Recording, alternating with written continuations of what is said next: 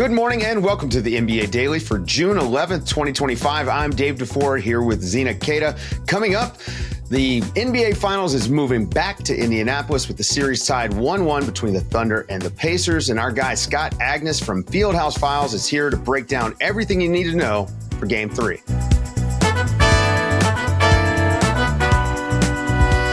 The NBA Finals has shifted to Indianapolis, and a bunch of people, I think, had a arduous trip because apparently there's no direct flight from Oklahoma City to Indianapolis. Here to join us, just got back to Indianapolis, Scott Agness, who covers the Pacers and the Fever at Fieldhouse Files. You can follow him on Substack and all over social media. Scott, how you doing? Are you feeling okay? Back to normal now that you're in Indy? Back to normal, just short on sleep, but I think we'll sleep when this series is over with, right? Yeah, well, yeah. Facts. I mean, if you can sleep after these games. Obviously, tale of two games so far. Game one, we saw the Pacers mount a Pacer-like comeback, get the win on that amazing Haliburton shot. And then game two looked more like the Thunder that we expected to see, where they, basically controlled the game for the entire game. How was media day today? Need an update on Tyrese Haliburton because we saw him post-game game two walking with a limp. And a little bit worried about him for game three. Yeah, rightfully so. I thought it was notable. Clearly, he was walking in and I was like, all right, is that a hitch in his step? Does he got different shoes on? No. Then he sat down and grimaced. And then he got back up, 4 minutes later. It was a shortened press conference. I was like, that's a little bit odd. But yeah, he was clearly favoring something. And we should note, he's always battled back problems, which obviously extend to the leg. Maybe those impact how you walk. So it was certainly noticeable. It was certainly worthwhile for a tweet. It was unclear right away whether it would impact him or not moving forward. Now, today, he acknowledged it, first of all, which I appreciate. He said it's a lower leg thing. What we did observe in practice was he has that black kinesiology tape kind of just below the calf, kind of Achilles calf area, but was moving around fine. If you had no idea about how he was in the last press conference, you would have no idea that he's clearly dealing with something. He was upbeat. Rick joked in his normal way, hey, look, it's the end of the season. Everybody's dealing with something at this point. But good signs for the Pacers that Tyrese seems to be himself, but it's certainly something we'll watch, especially if they try to get Andrew Nembhard to run the offense just a little bit more. I mean, Scott, if you looked at that fourth quarter, you would have thought he was fine. I mean, It felt as if Tyrese kind of got his bounce back, his ability to move. He took almost the same amount of shots through the first three quarters as he did in that fourth quarter. But it clearly took something out of him. And that's one of the things I'm actually very curious about when you just mentioned Andrew Nembhard potentially running the offense. It looked like Tyrese did a lot better when he could catch on the move and he could play in space as opposed to having to come up in half court and break things down and because he couldn't get to the paint. That's what OKC does. They take it away. But it felt as if Tyrese can move a little bit more and be catching things maybe closer to the baseline, away from the paint, whatever, he'll be a little bit better. But that requires movement. That requires him to feel good. And I'm wondering, from what you saw, and even with the grimace, is this something that could be possible out of Tyrese Haliburton going into game three?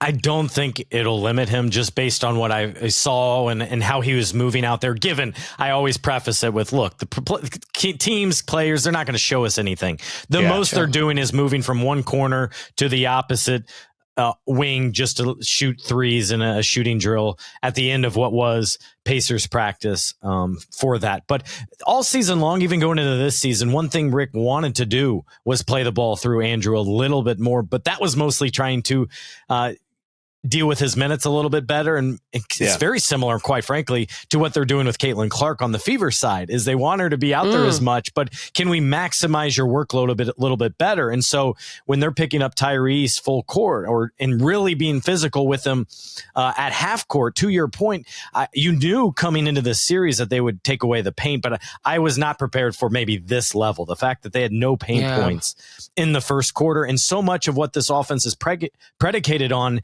is attacking and creating off the dribble. Even if they're not scoring in the paint, that's where things are originating from, and that's what really took them out of their offense. Well, I mean, the big shift that happened in the second half of game one came from Andrew Nembhard being on the ball more. They got again, like Zena said, getting Haliburton on the move allowed him to just free things up, but also he has some gravity. The Oklahoma City defense is very focused on him, especially Lou Dort. Let's look ahead to game three. We've seen two games, and I think that, look, we've seen the Thunder's fastball in the first two games. I think the first half of game one was their fastball, especially defensively creating turnovers. There were some offensive transition issues for them. But for the most part, I think the Thunder have looked like the better team, with the Pacers looking like the scrappy Pacers that they are. Going into game three, I mean, what's the play for Rick Carlisle? Like, where's the adjustment going to come from? Is it odd to say, like, it seems like the adjustments are obvious here, and a lot of it just starts with beginning the game decently well? Like, even in the first quarter of game two, even in game two, they were up 20-17, feeling good despite actually a very bad first quarter. They give up a 9-0 run. That starts that 35-9, I think it was, run that really tilted the game entirely in that one. So to me, it's going back. It starts with those paint points. It goes with having a great start. And then also, I would say, as much as this team is predicated on its depth, much like the Thunder, at the same time, you need your stars in the playoffs. And so for me, it's not even the point total. I'm not emphasizing that. What I'm emphasizing here is you need Tyrese and Pascal to be called upon more and take it into their own hands a little bit more. 11 field goal attempts is not going to do it. I can just chalk up a loss right now if they take 11 field goal attempts. So, because the other thing that indicates is the ball probably wasn't in their hands as much. They probably weren't attacking and creating, and that's where Tyrese had his best. And therefore, look, I think he had like 6 assists in that game. Now, on the other side of it, they're coming back here, where I don't like to talk about arenas too much, because I think it's something that like local reporters lean into, right? Like, we have the best fan base. Here's the best dance team. And Thunder is really good. That was one of my first times since the pandemic, I think, in being OKC. That's probably a top 3 environment. I think the Gainbridge Fieldhouse in big games is absolutely right there. And it's amazing to me how much ticket prices we're going for, by the way, guys. Over $1,000 to get in the door for their first NBA Finals game in 25 years. So I think the atmosphere will bring it, will be there. And I know the Pacers, much like they did in the conference finals, are preparing big things in terms of having alums in the house and sitting courtside, because if anything, that's the one area where OKC had nothing, right? When TV goes and it's like, guys, look, it's Commissioner Adam Silver. Well, duh. That's it. Right. I feel like I've said this before with S and Dave, especially as we started to preview this finals. It feels like two hometown teams, crosstown rivals, kind of going up against each other in the ways that their fan bases are showing up. And that is a lot of fun. But getting back to the adjustments for this next game, of course, starting better, playing harder. You saw Indiana take advantage of the fact that OKC looked a little sped up in game two to start the game. They were forcing things a little bit earlier in that first quarter, and then they kind of settled down. You would hope that they can kind of take advantage of that, being at home, setting the tone early, and making OKC feel like they have to win a game on the road. And that's when they can make some mistakes. I'm curious. It seems as if there's been so much focus on Tyrese Haliburton. And I heard you squeak in the name Pascal Siakam. And I've said this before. I feel like these two series, one of the things I've been looking for is, do you need a guy or do you need guys? And OKC showed in the last game, they've got a guy. They got Shai Gilgeous-Alexander. He put on a masterclass in being able to pick apart defenses and score whenever, however he wanted and what his team needed.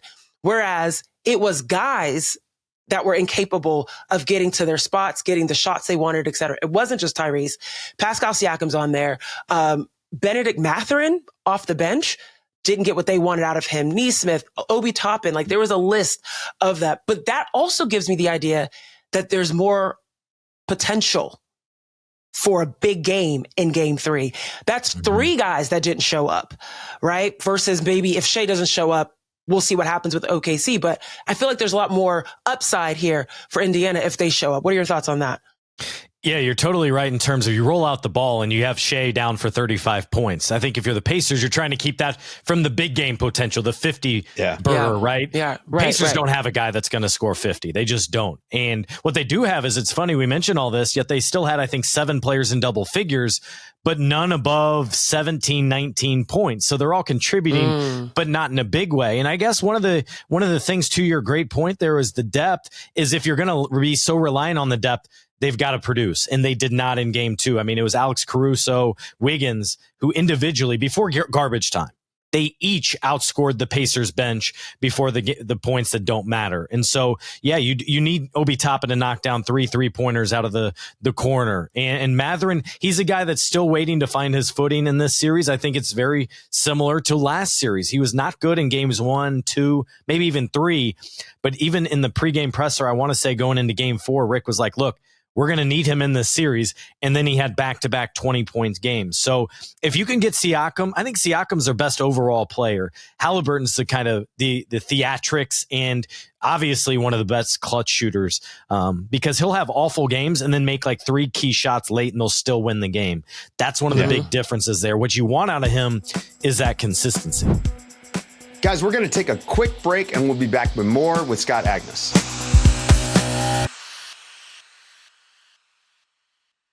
A lot have been made about the Thunder decision to go small, but in game 2, they went to the double big lineup with about 4 minutes left in the first quarter, and that kind of flipped the switch for them. How do you see the Pacers counteracting that double big lineup, especially now that Chet looks like he's got his legs under him in this series? Yeah, I think what stood out to me about that change wasn't even what the decision was. It's that, as you sit back, you see the younger, I'm going to say rookie coach in this instance, but rookie to the NBA Finals, make a move before things get started. And it felt kind of amateurish. Whereas Rick, hey, we're going to do what we do best.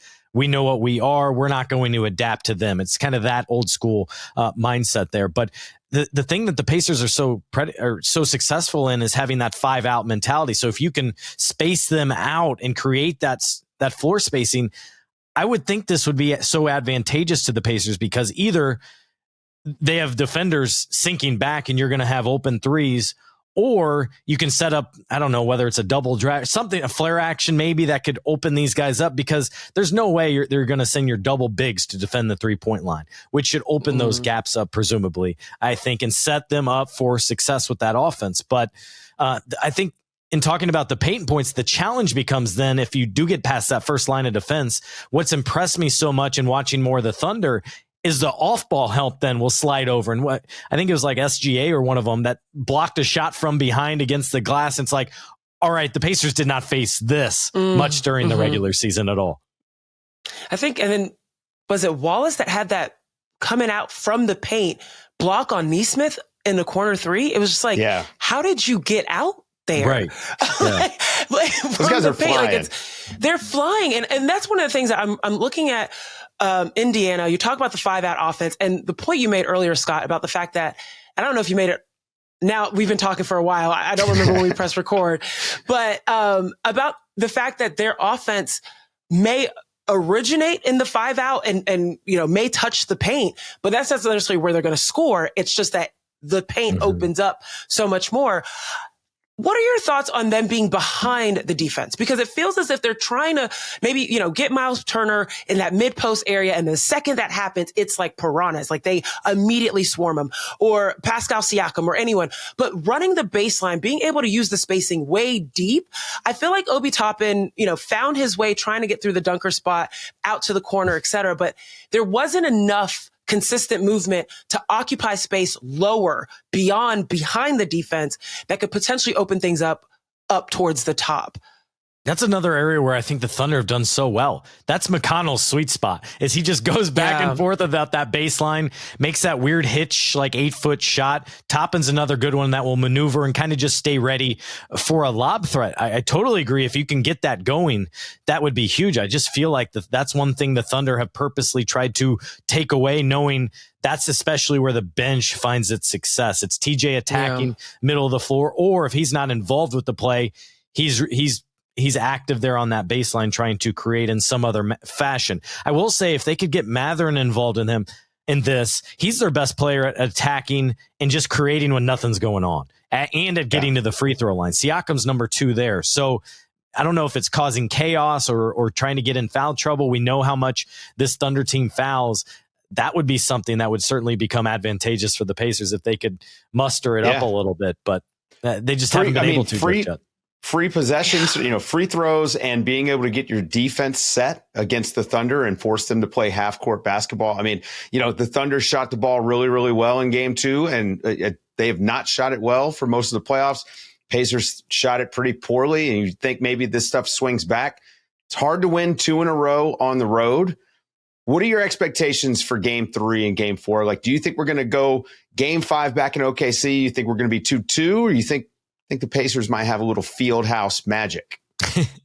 It is interesting to me how much is made of the home court for the Pacers, only because they shoot better on the road. It feels like they've been systematically a better flowing offensive team in road games. Now, that said, I do think they will get one, just given all the elements, the home court feel, being back in their beds. I think that absolutely is a difference maker. I still believe Thunder are going to win the series outright. They just have too many weapons and the best player in the series, which I also lean a lot on when it comes to it. But I do, Dave, expect a split in this one, just given this team's not going to leave Indy, I don't think, without one win. Yeah. I agree. Okay, I got a question for you before we wrap, Scott. There's a lot of talk about this being not as exciting as other finals, even currently the NHL finals that is happening right now. And I want you to help us change that narrative, because we here at the NBA Daily are convinced this is a great finals. We know it's great basketball, but the conversation is more so for the casual fan. What is the buy-in for this series going into Indiana, coming into game 3, game 4? What's the storyline here that folks need to pay attention to? Yeah, I totally agree. I think those that love basketball love everything about it. Certainly you want it to be a little bit closer. That's on the Pacers' fault for not keeping it within striking distance. But I don't think there's that big a gap between the teams. I think the sell here, first of all, is whichever fan base wins, it's going to get their first NBA title in franchise history. I'm a big guy that loves the first, whether it's an NFL team winning for the first time or a golfer getting his first major. There's something special about that. There's no doubt this series lacks star power.